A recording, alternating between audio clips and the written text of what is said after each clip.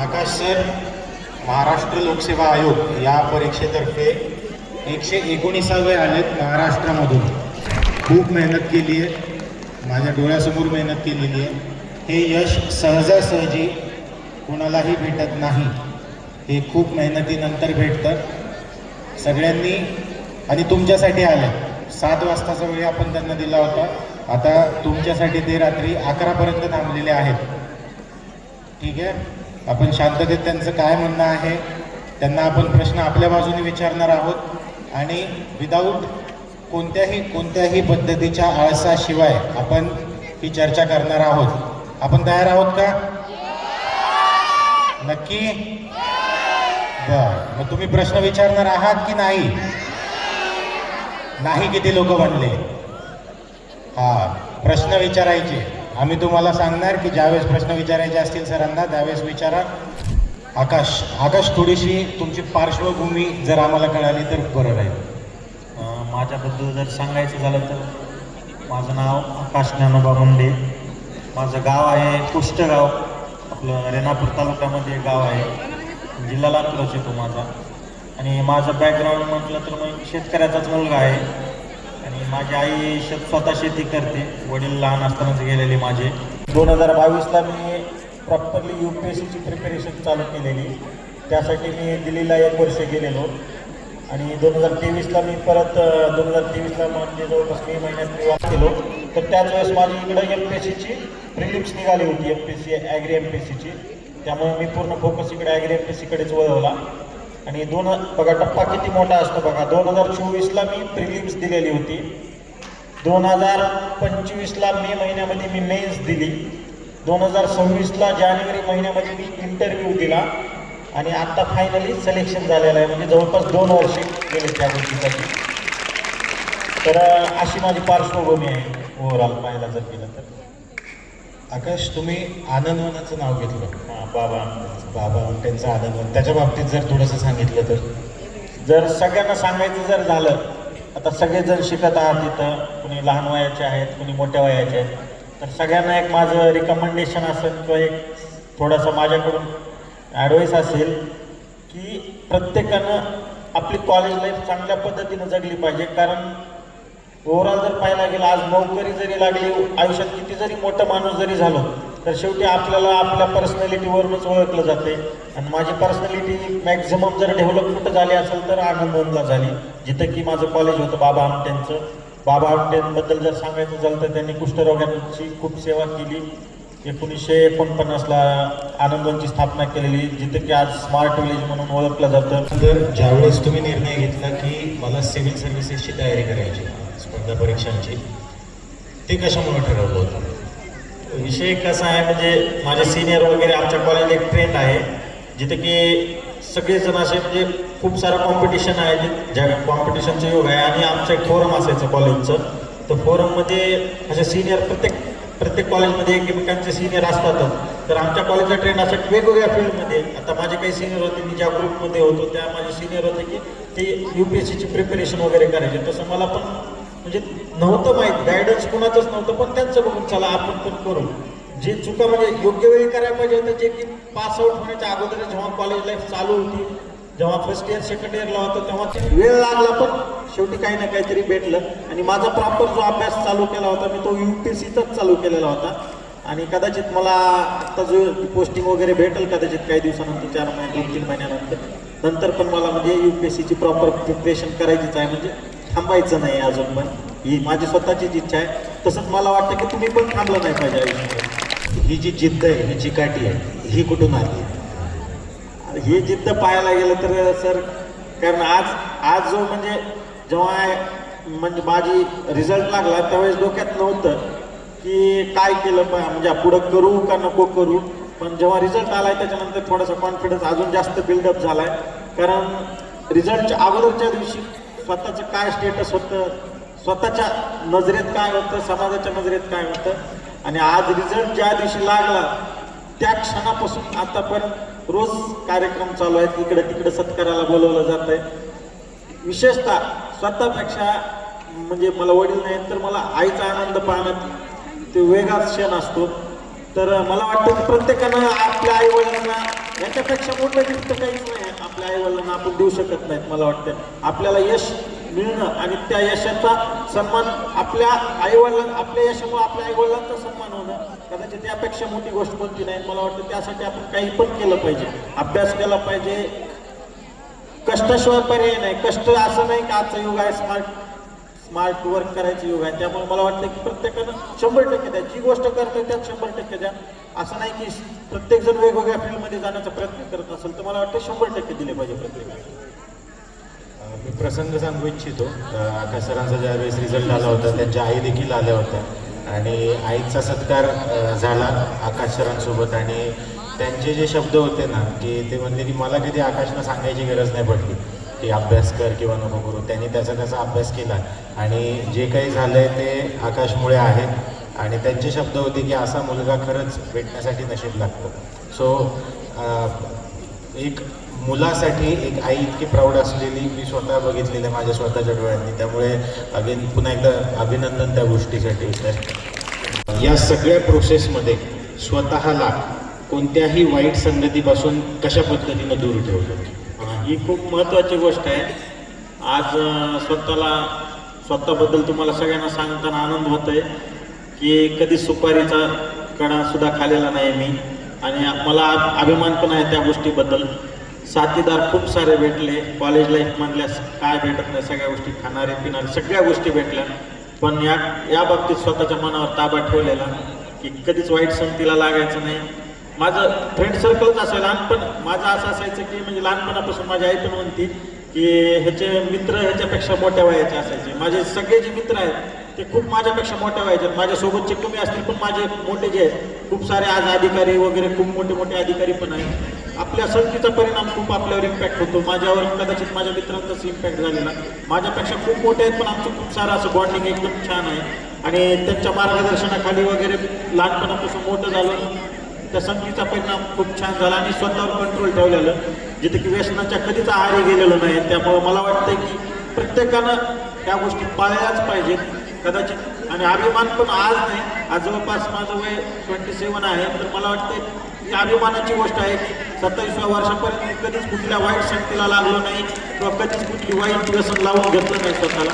आणि तुम्ही पण हेच केलं पाहिजे मला असं वाटतं. या युगामध्ये की जिथं व्यसन पदोपदी आहेत त्याच्यानंतर ज्यावेळेस तुम्ही तयारी करत होता, तयारी करताना आता इथे बसलेल्यांपैकी किती लोक तयारी करतायत किंवा करायची इच्छा आहे अशी कुणी आहेत का? हात वर करून एकदा सांगू शकतो. ओके, आहेत. Handful of the people are that. Okay. म्हणजे योग्य वेळी योग्य गोष्ट आपल्याला समजली पाहिजे. जी गोष्ट मला उशिरा समजली असंच जर माझ्यासमोर कुणाचं इंटरॅक्शन झालेलं असतं किंवा योग्य वेळी जर मला पण कदाचित मार्गदर्शन भेटलं असतं तर आज इथं उशिरा आलो ना, हेच 2-3 वर्षाखाली मी लवकर आलेलो असतो या ठिकाणी किंवा म्हणजे मी स्वतःच्या आयुष्यात सक्सेस असतो.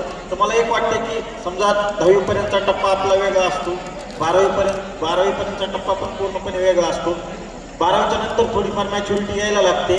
कॉलेजच्या पण फर्स्ट इयर सेकंड इयरला मॅच्युरिटी आपल्याला तेवढी नसते की आपण काहीतरी डिसिजन घ्यावा किंवा काहीतरी करू शकतो, एवढी पण मॅच्युरिटी कदाचित त्यावेळेला आली नसती. पण कॉलेजच्या सेकंड इयरपासून मला वाटतं की आपल्याला क्लिअर होतं की मला आयुष्यात काय करायचं आहे. तर मला वाटतं की आता आजचा हा सेशन आहे स्पर्धा परीक्षांबद्दल. मला वाटतं की ज्यांना खरंच सिव्हिल सर्व्हिसेसमध्ये स्पर्धा UPSC असो किंवा MPSC असो किंवा खाली ग्रुप BCच्या कुठल्या पण एक्झाम असो, तर मला वाटतं की जर ज्यांची करायची खरंच इच्छा आहे प्रॉपरली तर त्यांनी आत्तापासूनच म्हणजे कॉलेजच्या फर्स्ट इयरपासून जरी स्टार्ट केलं तर काहीच हरकत नाही. उलट आईवडिलांना जास्त वाट बघायची वेळ लागणार नाही. माझी आई कदाचित मागच्याच वर्षी मला अशी म्हणलेली की मी जिवंत आहे तोपर्यंत कदाचित मला बघायला भेटेल का तुझी जॉब. कारण हे जेव्हा मी ऐकलं होतं माझ्यासाठी खूप इमोशनल होतं. त्या दिवशी वाटलं की नाही काहीतरी आपल्याला पटकन घेतलं पाहिजे. त्यामुळे मला वाटतं की प्रत्येकाचे आईवडील हीच होप घेऊन असतात आणि आईवडिलांना काहीच नको आहे तुमच्याकडून. विशेषतः मुलींना पण माझं सांगणं हेच आहे, मुलींनी स्वतःच्या पायावर उभं राहिलं. सगळ्यात मोठा जर दागिना तुमच्या अंगावरती काही असेल तर तो तुमचा स्वाभिमान आणि ती तुमच्या अंगावर शोभणारी ती तुमची पोस्ट आहे. यापेक्षा मोठा दागिना काहीच नाही तुमच्यासाठी. अडचणी आल्या आणि त्याच्यावर कशा पद्धतीनं मात केली? अडचणी जर पाहायला गेलं तर विशेष म्हणजे प्रॉपर मार्गदर्शन सगळ्यात मोठी गोष्ट, जे की योग्य वेळी भेटलं नाही, योग्य माणसं भेटले नाहीत. जसं की पाहायला गेलं तर आता जेव्हा माझी प्रिलिम्स निघाली होती 2024ला, तर विषय होता मेन्सचा. आणि त्यावेळेस मी सरांकडे आमच्या पितांबरी IAS इन्स्टिट्यूटला मी त्यावेळेस सरांकडे लायब्ररीला होतो. तर मी सरांना डायरेक्ट ज्या दिवशी माझा प्रिलिम्सचा म्हणजे निकाल आला होता त्यावेळेस उरले होते फक्त 35 डेज मेन्ससाठी. 35 डेजमध्ये डिस्क्रिप्टिव्हची मेन्स क्रॅक करणं म्हणजे खूप मोठी गोष्ट आहे. डिस्क्रिप्टिव्ह कदाचित तुम्हाला बऱ्याच ज्यांनी कदाचित माहिती काढली असेल, जसा की UPSCचा पॅटर्न कसा असतो, डिस्क्रिप्टिव्ह असतो पूर्णपणे. जसे आपले 12वीचे वगैरे 3-3 तासाचे पेपर असतात तसे पेपर होतात. प्रॉपरली डिस्क्रिप्टिव्ह लिहायचं असतं, MCQ टाईप नसतो मेन्सचा पेपर. तसाच माझा पण मेन्सचा पेपर डिस्क्रिप्टिव्ह होता. सरांनी एक जशी गाईडलाईन्स दिल्या मला तशा मी ॲज इट इज फॉलो केल्या.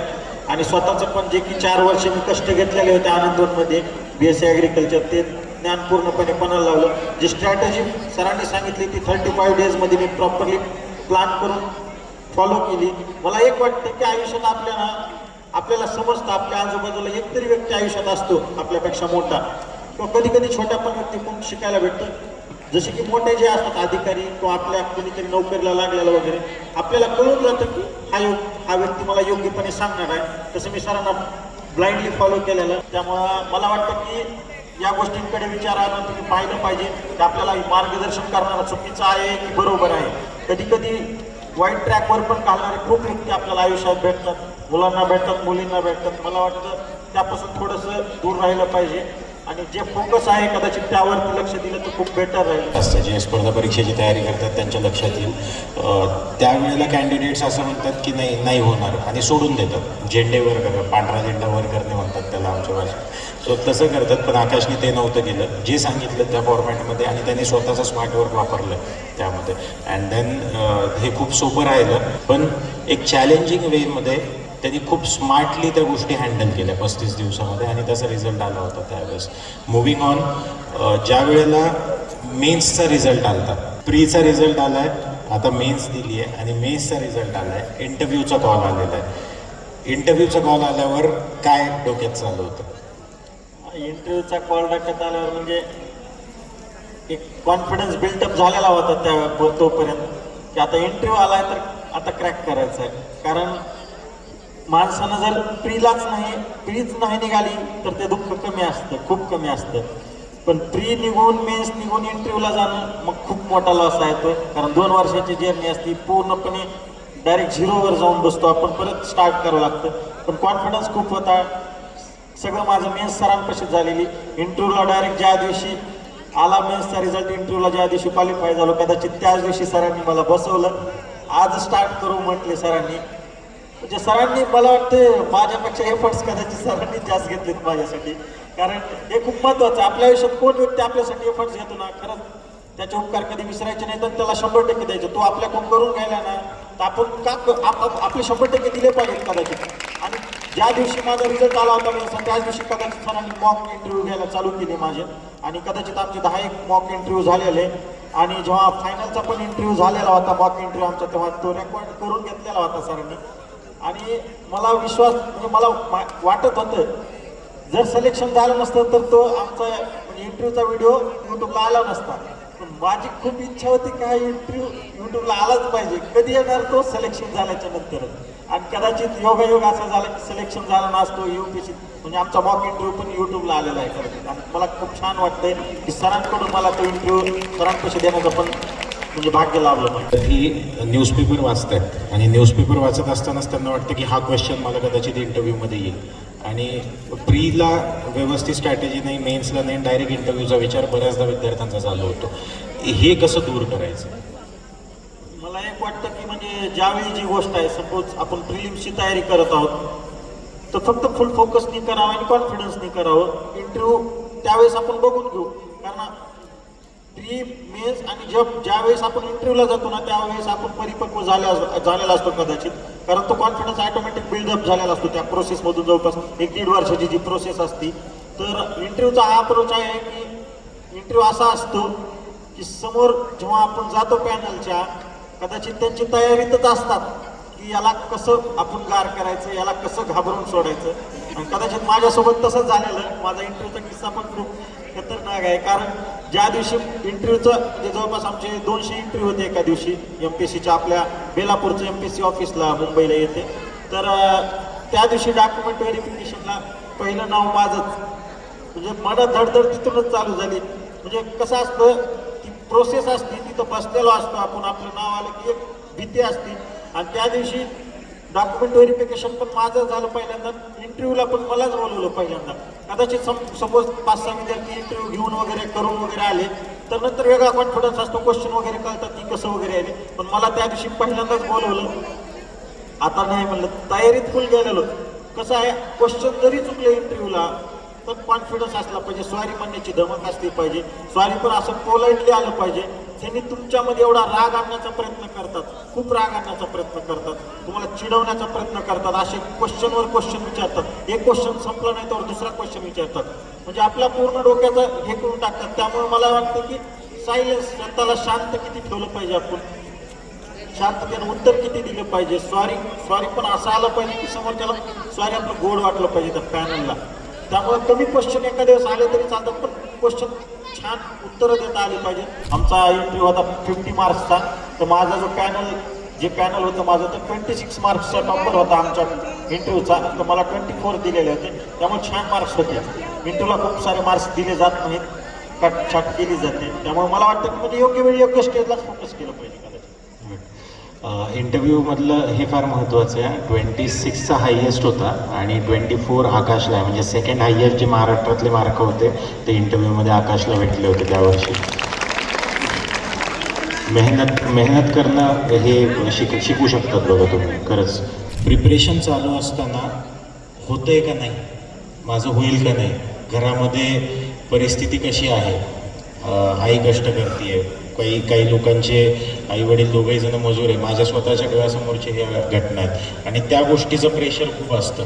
मग एखादा प्रश्न एखाद्या एक्झाममध्ये जर कमी मार्क पडले मॉक टेस्टमध्ये, किंवा मग अभ्यास करायचा जर गायडन्स व्यवस्थित नसेल, तर अशा वेळेला जे प्रेशर येतं ते कसं हँडल करायचं, हे खूप महत्त्वाची गोष्ट आहे. ज्याला या फील्डमध्ये यायचं, सिव्हिल सर्व्हिसेसच्या MPSC किंवा UPSC ज्यांना करायचे आहे, तर मला वाटतं सगळ्यात मोठी गोष्ट आहे पेशन्स ठेवायची. कारण तुम्ही स्वतःच पहा, मी स्वतःच सांगितलं की 2 वर्ष माझ्या प्रोसेसला गेले. त्यात जर सपोज आत्ता झालं नसतं तर परत मला अजून 2-3 वर्ष गेली असती. कारण जागा निघणं, जागा ॲड होणं, त्या जागांची ॲड येणं, परत प्रिलिम्स होणं, मेन्स होणं, इंटरव्ह्यू होणं, खूप पेशन्स लागतात. कदाचित ते असलेच पाहिजे, तर ते असतील आणि त्याची तयारी धमक जर आपल्यात असेल, ते पेशन्स ठेवायची, तर मला वाटतं 100% आपण उतरलं पाहिजे या फील्डमध्ये. आणि रिस्क तर घेतलीच पाहिजे. मला वाटतं रिस्क म्हणता येणार नाही, कारण स्वतःचा कॉन्फिडन्स जर असेल ना तर ते बेनिफिशियल रिस्क असेल कदाचित, आणि 100% घ्या. कारण निर्णय न घेणं ह्यासारखं मूर्खपणा कोणता नाही आहे. चुकीचा घ्या पण घ्या आज. आणि सपोज मी या फील्डमध्ये जरी आज आलो, मला जरी जॉब लागली नसती तर मला रिग्रेट नसता, कारण मी एवढं बिल्डअप झालेला. आज मला सांगा, घरी बसून जग बघता येते का? मोबाईलवरच बघता येते फक्त कदाचित तुम्हाला. पण अभ्यासाच्या रूपातून जग कुठं आहे, जिओग्राफी कशी आहे जगाची, इतिहास कसा आहे जगाचा, हे एकमेव जर साधन असेल तर मला वाटतं अभ्यासच आहे कदाचित. आणि त्या अभ्यासाच्या जोरावर आपण काही पण करू शकतो. मला वाटतं की न्यूनगंड बाळगलं नाही पाहिजे की मला होतंय का नाही होतंय. माझे असे बरेचसे मित्र जे की सर 33व्या वर्षी 32व्या वर्षी लागले, ज्यांचे की 12वीपर्यंत गावात फिरायचे, आणि त्यांच्याबद्दल आज मला पण अभिमान वाटतो. कारण त्यांनी सुरुवात केली खूप उशिरा केली, काहीच नव्हतं, बेसिक नॉलेज नाही, काहीच नाही, पण आज चांगल्या पदावरती आहेत. कुणी ASO आहेत, कुणी टॅक्स असिस्टंट, कुणी PSI, कुणी PI आहेत, कुणी राज्यसेवेमध्ये ACP वगैरे माझे मित्र झाले. तर मला वाटतं की म्हणजे सुरुवात केली पाहिजे. ते म्हणतात का, मिल ही जाएगी मंजिल एक दिन, भटकते गुमराह तो है जो घर से निकले ही. त्या प्रकारे मला वाटतं की घरातून जसं जग बघायचं ना आपल्याला, तर घरातून निघालं पाहिजे. गायकवाड सर याच्या पुढचा इंटरव्ह्यू 5 प्रश्नांसाठी कॅरी करणार आहेत. त्यांना विनंती की त्यांनी स्टेज घ्यावं.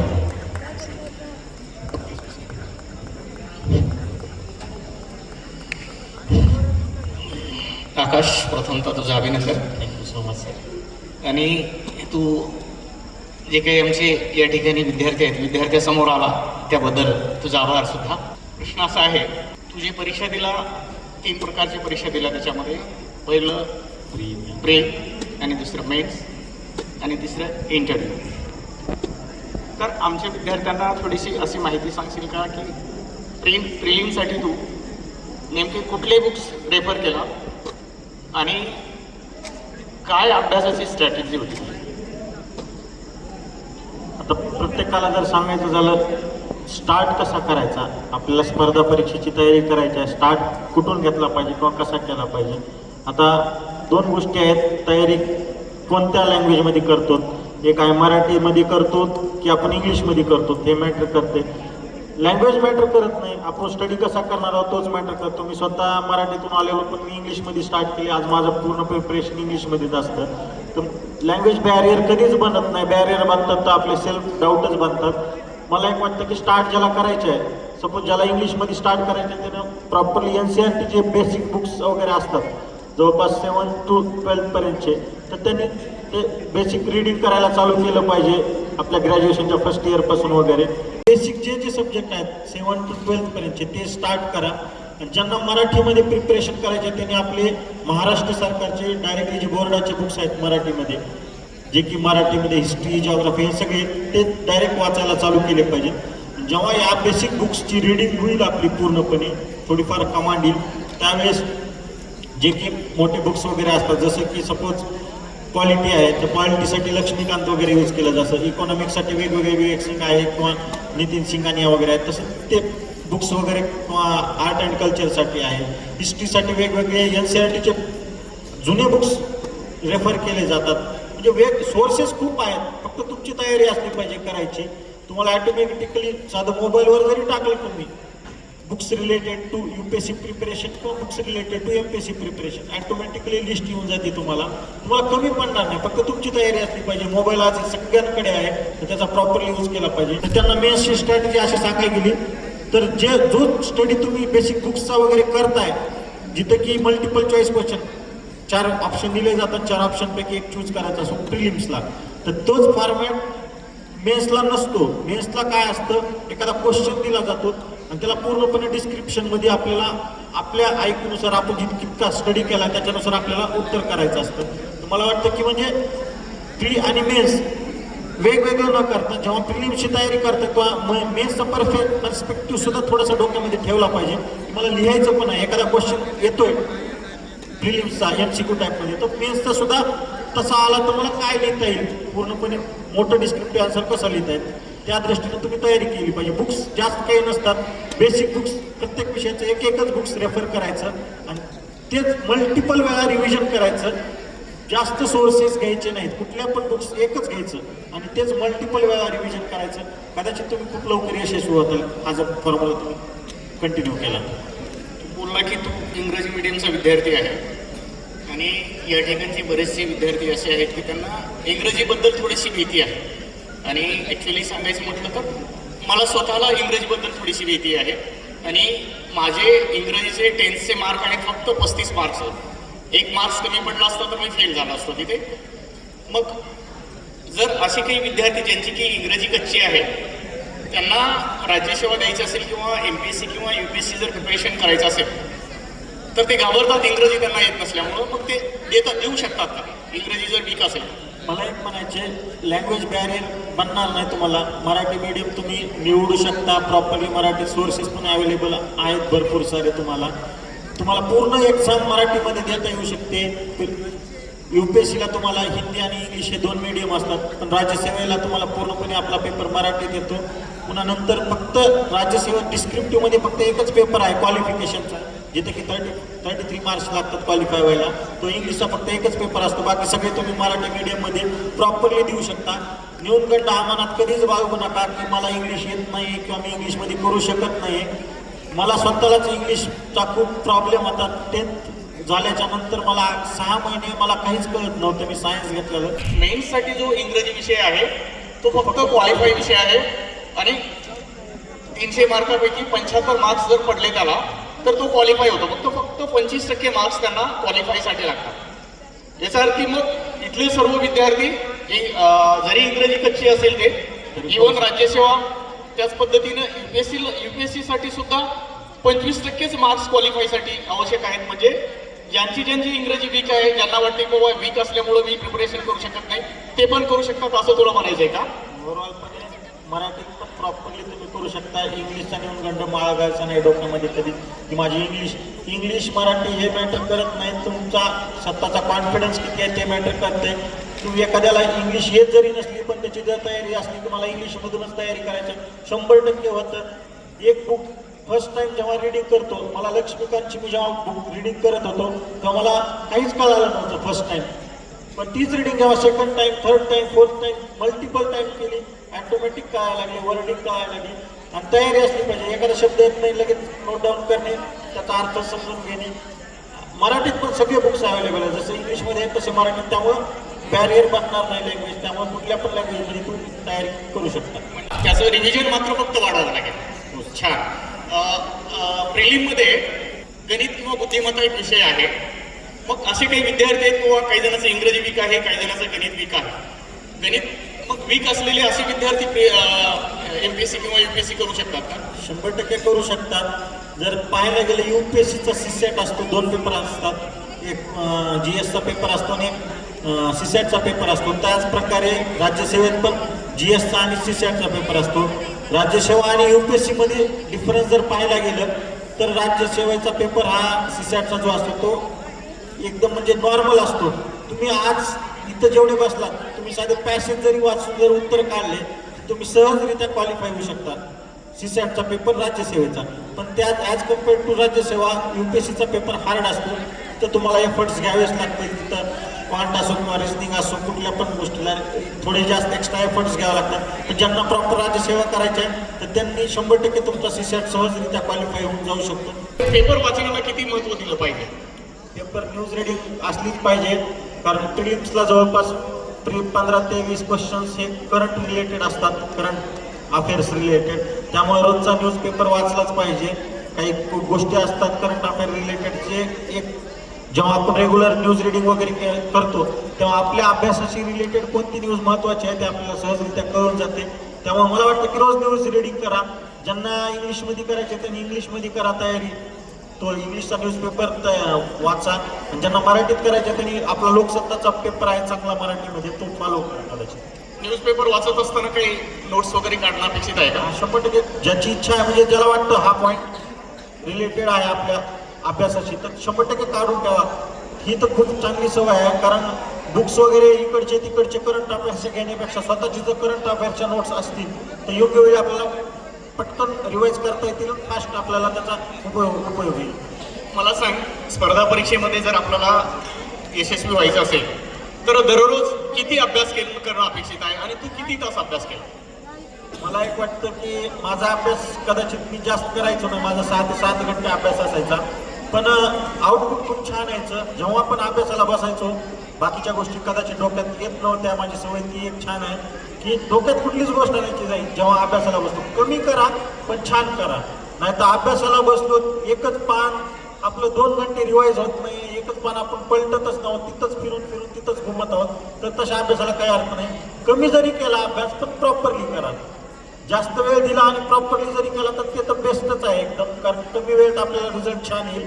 पण मला वाटतं की कमी वेळेत पण चांगलं तुम्ही यश संपादन करू शकता. फक्त 100% ध्यान कॉन्फिडन्सनं करा. 4 घंटे जरी केला तर 100% त्यातलं लक्षात राहिलं पाहिजे. किती रिवाईज राहिले आणि किती लक्षात राहिले हे पण मॅटर करतं आहे. त्यामुळे मला वाटतं की वेळ किती द्यायला हे पाहण्यापेक्षा आउटपुट किती यायले हे पहा तुम्ही. वेळ सहजासहजी नॉर्मली जर पाहायला गेलं 7 ते 8 घंटे आपण दिवसाची या प्रिपरेशनसाठी जवळपास आवरेज दिले पाहिजेत आणि कन्सिस्टन्सीनं दिले पाहिजेत. कुठलाही कारण न देता, स्वतःला एक्सक्युजेस न देता, पेंडिंग न वर ठेवता, आजचं काम उद्यावर न टाकता योग्य वेळी योग्य गोष्टी केल्या पाहिजेत. किती असे काही विद्यार्थी आहेत ते पुस्तक वाचन केल्याच्या नंतर त्यांना असं वाटतं की मी वाचलं पण माझ्या काहीच लक्षात राहिलेलं नाही. मग अशा विद्यार्थ्यांसाठी वाचनाची स्ट्रॅटेजी काय ठेवली पाहिजे?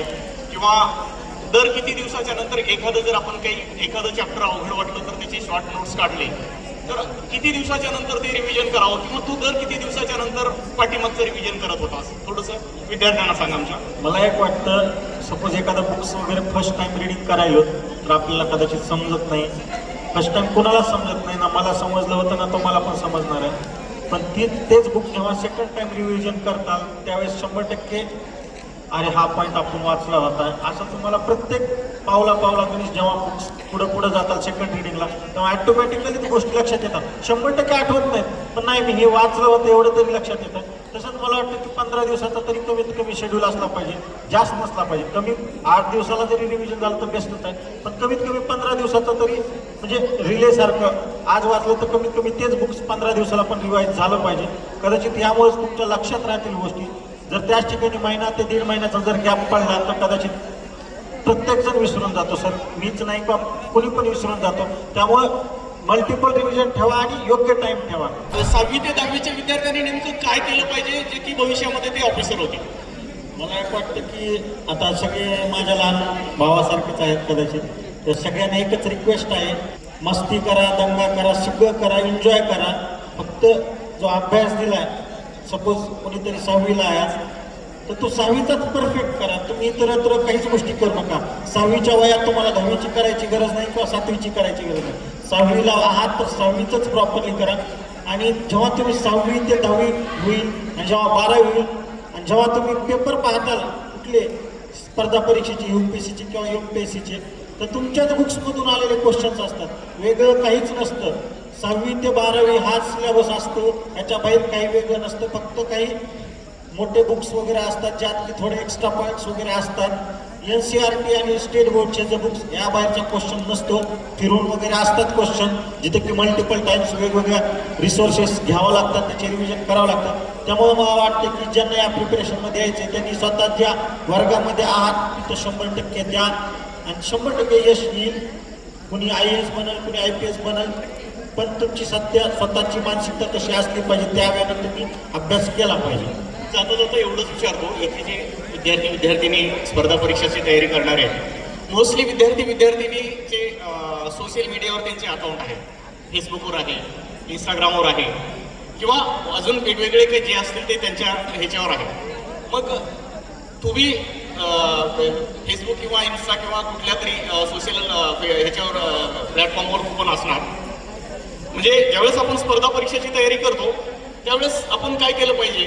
त्यांना काही दिवस सोशल मीडियापासून दूर राहण्यासाठी तू सांगशील का? ठीक आहे, भलेही सोशल मीडियावर असेल तर सोशल मीडियाच्या माध्यमातून आपण घेत असताना फक्त स्पर्धा परीक्षेशी रिलेटेड जर त्याच्यातून तुम्ही घेत असेल तर ते बेटर आहे. काय तुला वाटतं की बाबा त्यांनी काय केलं पाहिजे? आता सध्याचं तुमचं वय पाहायला गेलं कदाचित 20-22 वर्षाचे असताल किंवा कमी असताल. आता लहान मुलांना सांगायचं झालं तर हे तर खूप कमी वयाचे आहेत. मुलींमध्ये आता काही म्हणजे असतात 12वीला असताल किंवा कोणी ग्रॅज्युएशनला वगैरे असतात. तर मला वाटतं की मोबाईलचा यूज कदाचित टाळलेलाच बेटर आहे तुमच्या वयामध्ये. आता माझं सध्याचं पाहायला गेलं, माझं पण इंस्टाग्राम आहे किंवा मी पण सोशल मीडिया वगैरे फॉलो करतो, पण माझं स्वतःवरती कंट्रोल आहे. मी 10-15 दिवसाला एखाद्या वेळेस मी इन्स्टॉल करतो, एखाद्या दिवशी थोडा वेळ पाहतो, परत मलाच ते बोर होतं. कारण ते सवय तशी लावली की बोर व्हायची. तुम्हाला सवय कशी असते, रील्स एकदा स्क्रोल करायला लागलं की कधी 2-3 घंटे निघून जातात, कुणाला समजत नाही आणि पुन्हा स्वतःला वाटतं यार किती वेळ घातला. त्यामुळे मला वाटतं की सध्या न ठेवलेलं बेटर आहे तुमच्या वयामध्ये. कारण सेल्फ कंट्रोल ठेवायला ते वय थोडंसं मॅच्युरिटी यावं लागतं. कदाचित तुम्ही त्यामध्ये वीक पडताल. त्यामुळे माझं एक सजेशन असेल की कदाचित टाळा. आज टाळलात तर आयुष्यभर जो संघर्ष करावा लागणार आहे, विशेषतः मुलींना माझं सांगणं आहे, आज जर सोशल मीडिया वगैरे टाळलात तर आयुष्यात जो संघर्ष तुम्हाला करावा लागणार आहे, जी डिसरिस्पेक्ट तुम्हाला आयुष्यभर भेटणार आहे तुमच्या नवऱ्याच्या पण घरी, स्वतःच्या पायावर उभा नसाल तर 100% तुम्हाला डिसरिस्पेक्ट भेटती. तुम्हाला कमी लेखलं जातंय. त्यामुळं जी रिस्पेक्ट जर आणि जो दागिना तुम्हाला कमवायचा तो तुम्ही आज काही सॅक्रिफायसेस केले, जसं की मोबाईल ही खूप मोठी गोष्ट नाही. आज असे कितीतरी विद्यार्थी असतात ज्यांची खूप हालाकीची परिस्थिती असते. तुम्हाला आज इथं सगळ्या गोष्टी अवेलेबल आहे, तर मला वाटतं की करा सॅक्रिफाईस. 2-3 वर्ष 4 खूप मोठा पिरियड नसतो, 3-4 वर्ष द्यायचे असतात त्या गोष्टीसाठी, पण प्रॉपरली द्या. पण आयुष्यभर तर सगळ्या गोष्टी आहेतच. आज दिला तर आयुष्यभर स्वाभिमानानं जगता येईल तुम्हाला. आज जर हारला तिथं त्या मोबाईलच्या नादात किंवा इतरत्र गोष्टींच्या नादात तर आयुष्यभर तुम्हाला संघर्ष करावा लागणार आहे. मग तुमच्या हातात आहे स्वाभिमान निवडायचा की संघर्ष निवडायचा. काय फक्त आता जाता तुला एक विचारतो, विशेषतः मुलींच्या बाबतीमध्ये.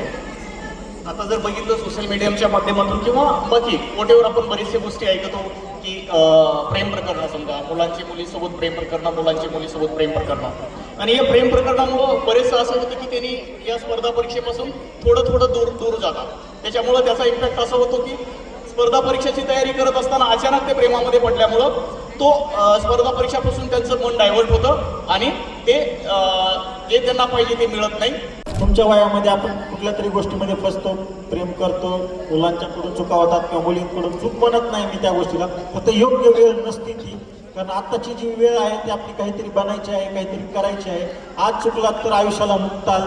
त्यामुळे मला एकच वाटतं की आज थोडंसं वेळ द्या, स्वतःला वेळ द्या, स्वतःला आधी बिल्डअप करा. जिथं वाटतं ना की माझे घरचे तयार होणार नाहीत किंवा हा मुलगा तयार माझ्यासाठी म्हणजे लग्नासाठी चूज करणार नाही, तर मला वाटतं की तुम्ही स्वतःच्या पायावर उभा राहा, स्वतःला तेवढं बिल्डअप करा की तुमचे आईवडील सुद्धा तुमचा निर्णय स्वाभिमानानं स्वीकारतील. तर मला वाटतं की स्वतःला तेवढं बनवा, तुम्ही आधी सक्षम व्हा. स्वतः कुठल्या तरी मुलाच्या नादाला लागून किंवा कुठल्या तरी मुलीच्या नादाला लागून स्वतःचं आयुष्य जर पणाला लावत असतात तर मला वाटतं खूप मोठी रिस्क आहे. त्यापेक्षा अगोदर स्वतःला बनवा, नंतर बाकीच्या गोष्टी आहेतच. एक मॅच्युरिटी आल्याच्या नंतर आपल्याला कळतं की काय चुका आणि काय बरोबर. ह्या वयामध्ये खूप चुका होतात, प्रत्येकाकडूनच होतात, माझ्याकडून तुमच्याकडून होतात. फक्त आपल्याला स्वतःला कंट्रोल केलं पाहिजे काही गोष्टीमध्ये. त्यामुळे मला वाटतं की थोडंसं दूर राहा या गोष्टीपासून. योग्य वेळी जेव्हा तुम्ही स्वतःच्या पायावर उभा राहता ना तेव्हा तुम्हाला घरचे सुद्धा अडवणार नाही त्या गोष्टीसाठी. त्यामुळे आधी स्वतःला सक्षम बनवा आणि नंतर डिसिजन घ्या तुम्ही त्या गोष्टीचं. तुझ्या सांगण्याप्रमाणे शक्यतो स्पर्धा परीक्षेची आपण जर तयारी करत असेल तर आपलं फोकस हे आपल्या अभ्यासावर असावं, अभ्यासक्रमावर असावं आणि टोटली त्याच्यावर असावं. आणि शक्यतो त्यापासून आपण प्रेमापासून दूर राहिलं पाहिजे. आणि आता सांगायचं म्हटलं तर विशेषतः या मुलींच्या बाबतीत अशी परिस्थिती असते की या कम्युनिटीमधून या मुली आलेल्या आहेत, इथे 12वी झालं किंवा एकदा कॉलेज संपल्या लवकरात लवकर त्यांचं लग्न लावावं असं त्यांची इच्छा असते. मग तू या मुलींसाठी काय सांगशील? बुवा त्यांना स्पर्धा परीक्षेची तयारी करायची आहे तर पालकांचं पण कशा पद्धतीने ते वळवले पाहिजे? आता सगळ्यांना जर सांगायचं झालं, थँक्यू सर ही क्वेश्चन विचारल्याबद्दल, कारण ही माहिती खूप महत्त्वाची आहे. सगळ्या मुलींना आणि मुलांना एक सांगण्याचं आहे की जेव्हा 12वी होती तुमची आणि जेव्हा ग्रॅज्युएशनच्या तयारीला वगैरे लागतात किंवा ग्रॅज्युएशन होतं तेव्हा तुम्हाला महाराष्ट्र गव्हर्नमेंटतर्फे महाज्योती, बार्टी, सारथी, जर तो समजा तुम्हाला राज्यसेवा किंवा UPSCची प्रिपरेशन करायची असेल तर तुम्हाला 11 महिन्यासाठी स्कॉलरशिप भेटते आणि तो कोचिंग फ्रीमध्ये भेटते तुम्हाला. 11 महिन्यासाठी जवळपास तुम्हाला प्रत्येक मंथला 10,000 रुपये स्कॉलरशिप दिली जाते. आणि तसंच राज्यसेवेत पण सेम आहे. तर मला वाटतं की या योजनेचा सगळ्यांनी लाभ घेतला पाहिजे. कदाचित कुणाला माहीत नसतील या गोष्टी, तर एक बेसिक सुरुवातीला जेव्हा तुम्ही NCERT किंवा स्टेट बोर्डचे बुक्स वगैरे वाचतात त्यातूनच क्वेश्चन्स वगैरे येतात त्या महाज्योती किंवा सारथी किंवा बार्टीच्या एक्झाम ज्या असतात त्यामध्ये. तर जेव्हा तुम्ही स्वतःच एक्झाम एखादी स्कॉलरशिपची क्रॅक कराल तेव्हा जे आईवडिलांना वाटतं ना की लग्न केलं पाहिजे पटकन, तर कदाचित तो त्यांच्यातला जो मनातला भ्रम आहे तो दूर तुम्ही स्वतः करू शकता. नाही माझी मुलगी हुशार आहे, तिने स्कॉलरशिप मिळवली आणि तिला आम्हाला स्वतःहून खर्च द्यावा लागत नाही, उलट तिनं स्वतःच्या खर्चाची सोय केली, एक्झाम क्रॅक केली आणि स्वतः आज ती तयारी करत आहे. हा कॉन्फिडन्स कदाचित आईवडिलांमध्ये तुम्हीच बिल्डअप करू शकता. त्यामुळे मला वाटतं की सगळ्यांनी त्या पण गोष्टीकडे लक्ष द्या. जसं सोशल मीडियावरती मोबाईलवरती तुम्ही बाकीच्या गोष्टी बघता ना तसं तुम्हाला कुठली स्कॉलरशिप आहे का, कुठली स्कीम आहे का, त्याचा मला लाभ घेता येईल का, या पण गोष्टीकडे लक्ष द्या. खूप साऱ्या गोष्टी आहेत तुम्हाला अवेलेबल आहेत, फक्त माहीत नसल्यामुळे तुम्हाला कदाचित त्या गोष्टीपासून दूर राहावं लागत असेल. त्यामुळे योग्य वेळी योग्य गोष्टी करा. त्यामुळे तयारीला लवकरात लवकर लागलं पाहिजे. आणि तुमचे कदाचित कुठलेही जरी डाऊट असतील, कधी काही वाटलं काही प्रॉब्लेम, तर शेअर करू शकता, कुणाला पण विचारू शकता, तुम्हाला योग्यच सांगतील कदाचित. त्यामुळे अतिशय छान तू सांगितला. म्हणजे ही मुलगी या ठिकाणी जे आहेत ते मुलं मुली, समजा एखादा मुलगा मुलगी मराठा कम्युनिटीची असेल तर तिच्यासाठी सारथी आहे, जे की स्पर्धा परीक्षेच्या तयारीसाठी तू सांगितल्याप्रमाणे 15,000 मंथली त्यांना स्टायपन मिळते आणि दिल्लीसारख्या नामवंत कोचिंग क्लासेसमध्ये UPSCची त्या ठिकाणी मोफतमध्ये त्या ठिकाणी ट्रेनिंग मिळते. जर शेड्यूल कास्टचे असतील तर ते Babasaheb Ambedkar research and training institute BARTI ही संस्था जे की जवळपास दरवर्षी 200 विद्यार्थ्यांना दिल्लीला पाठवते आणि त्यांना दर महिन्याला राहण्याचा खर्च म्हणून 15,000 रुपये राहण्याचं खाण्याचा खर्च देतं आणि पूर्ण तिथल्या इन्स्टिट्यूटचे जवळपास 2 ते 2.5 लाख रुपये प्रत्येक इन्स्टिट्यूटची फी असते, ती बार्टी ही संस्था देते. आणि जर OBCचे मुलगा मुलगी या ठिकाणी असेल तर ती गरीब असेल तर OBCच्या मुला मुलींसाठी महाज्योती ही संस्था आहे, जे की दिल्लीसारख्या ठिकाणी नामवंत कोचिंग क्लासेसमध्ये त्यांना हे देते.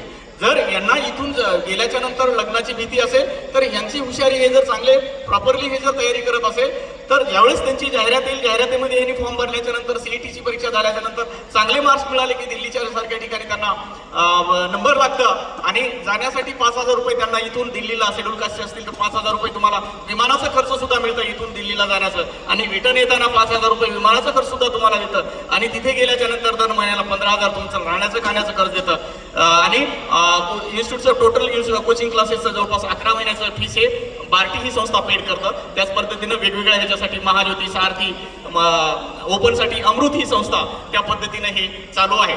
अतिशय चांगली माहिती तू दिलास. जर होतकरू या ठिकाणी जर मुलं असतील तर त्यांना वेगवेगळे प्लॅटफॉर्म आहेत, भलेही त्यांच्याकडे पैसे नसतील, कोणाकडे पैसे नाहीत म्हणून त्यांना जर हे वाटत असतील तर तुझे सांगितलेली माहिती आहे अतिशय चांगली माहिती आहे. या ठिकाणी तयारी करणारे जर तुम्हाला वाटत असेल आपण घरी गेल्या गेल्या जर लग्न लावतील आपल्या आईवडिलांनी तर निश्चितपणे सांगितल्याप्रमाणे जर तुम्ही जर ओबीसीचे असतील तर महाज्योतीचे शिष्यवृत्ती मिळवा, तुम्ही जर मराठा कम्युनिटीचे असेल तर तुम्ही सारथीची शिष्यवृत्ती मिळवा, तुम्ही जर ओपन कम्युनिटीचे असेल तर तुम्ही अमृतची शिष्यवृत्ती मिळवा, तुम्ही जर शेड्यूल कास्टचे असाल, तुम्ही जर बुद्धिस्ट असाल तर बार्टीची शिष्यवृत्ती मिळवा, तुम्ही जर मातांग कम्युनिटीचे असेल तर तुम्ही आरटीची शिष्यवृत्ती मिळवा. या पद्धतीचे वेगवेगळे प्लॅटफॉर्म आहेत.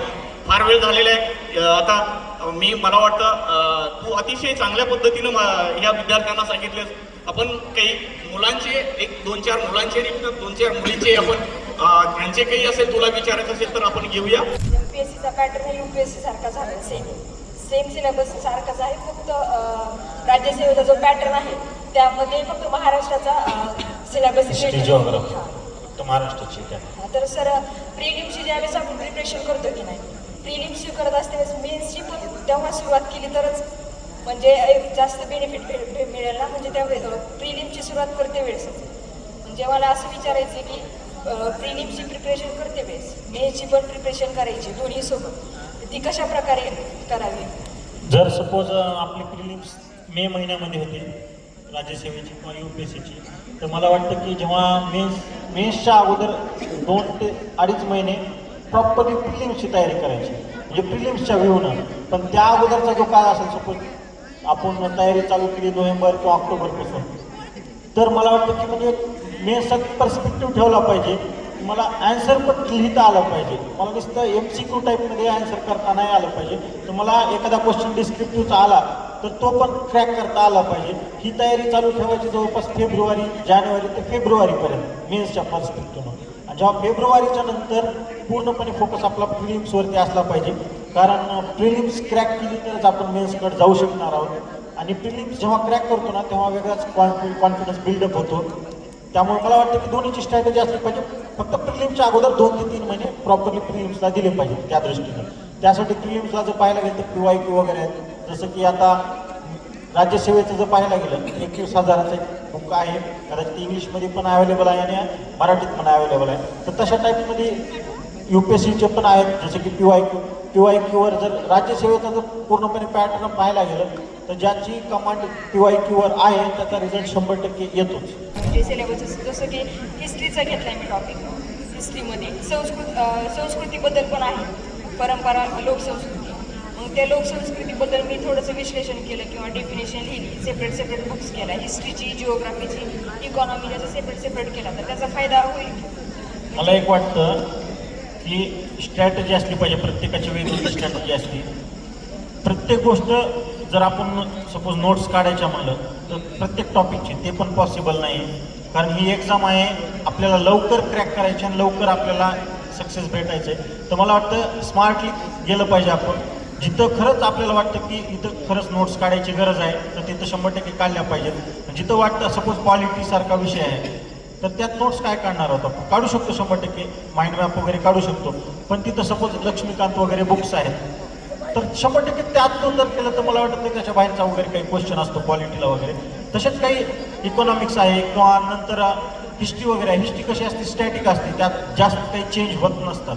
फक्त बुक्स वेगवेगळे बुक्स असतात त्यामध्ये चेंजेस होतात, पण स्टॅटिक जो पोर्शन आहे तो चेंज होणार नाही, ॲज इट इज जशाच तसा राहणार आहे. हिस्ट्री हा म्हणजे पाठांतराचा भाग आहे, इकॉनॉमिक्स हा स्ट्रॅटेजिकली आपल्याला समजून घेण्याचा भाग आहे, पॉलिटी पण हा पाठांतराचाच भाग आहे मॅक्झिमम.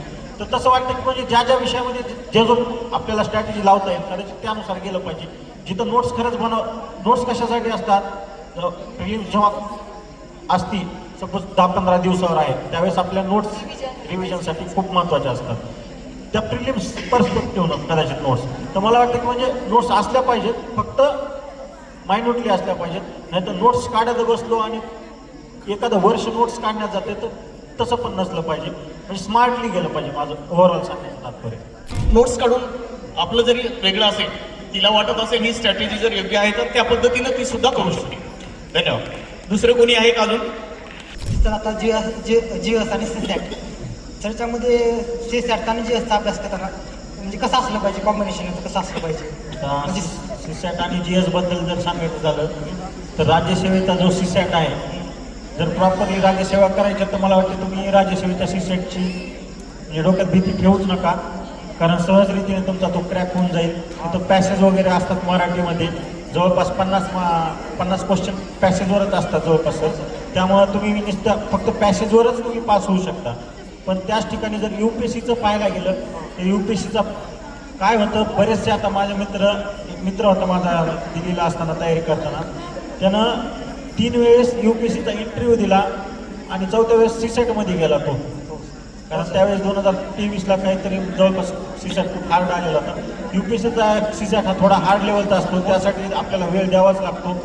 जसं GSची प्रिपरेशन ज्या सिरियसनेसनं करतो त्याच तयारीनं आपल्याला सीसॅटची पण तयारी करावी लागते UPSCची.